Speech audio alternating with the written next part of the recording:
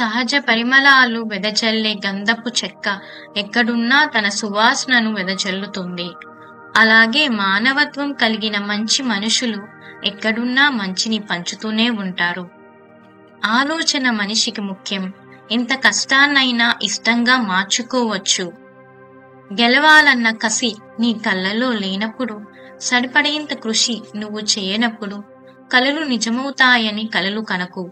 అవి ఎప్పటికీ కలలుగానే మిగిలిపోతాయి.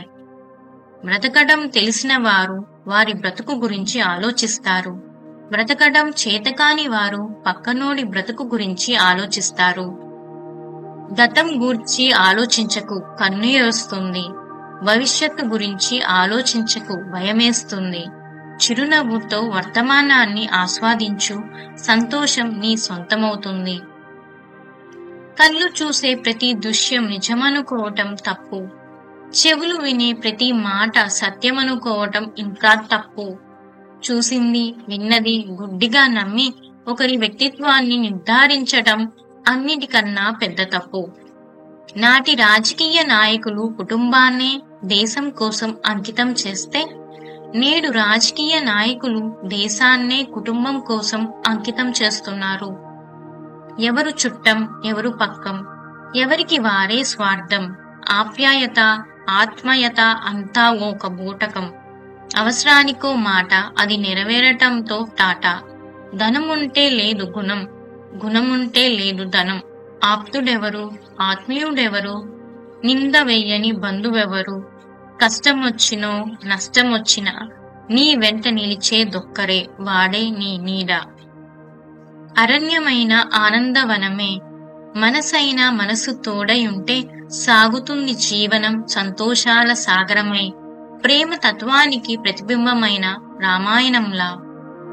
తన లోపల ముత్యాలు రత్నాలు ఉన్నాయని సముద్రం ఎవరికీ చెప్పదు. సమయం వచ్చినప్పుడు అలల రూపంలో అవే ఒడ్డుకు చేరుతాయి. అలాగే మీరు మంచోళ్ళు గొప్పోళ్ళు అని ఎవరికీ నిరూపించుకోవాల్సిన అవసరం లేదు. సమయం సందర్భాన్ని బట్టి అదే బయటపడుతుంది. కోపము తుఫాను రెండూ ఒక్కటే. తగ్గాక గాని తెలియదు మనం ఏమి కోల్పోయామో, ఎంత నష్టపోయామో తెలియటానికి. సలహా ఇచ్చేటప్పుడు విచక్షణ పాటించాలి. స్వీకరించేటప్పుడు వినమ్రంగా ఉండాలి.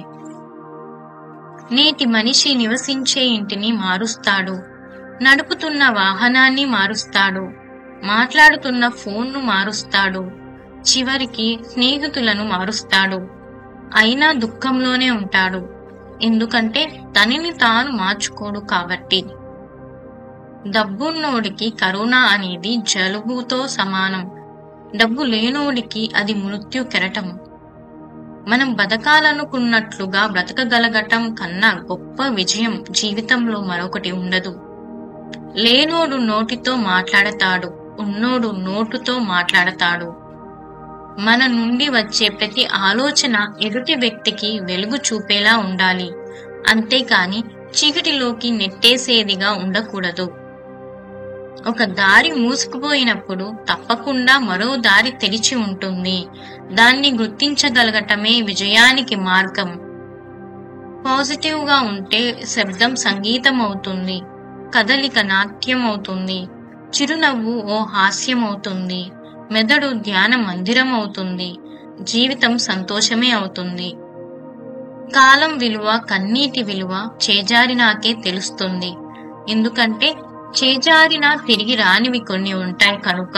మానవతా విలువలు పెంచుకుందాం, మానవ బంధాలను పంచుకుందాం.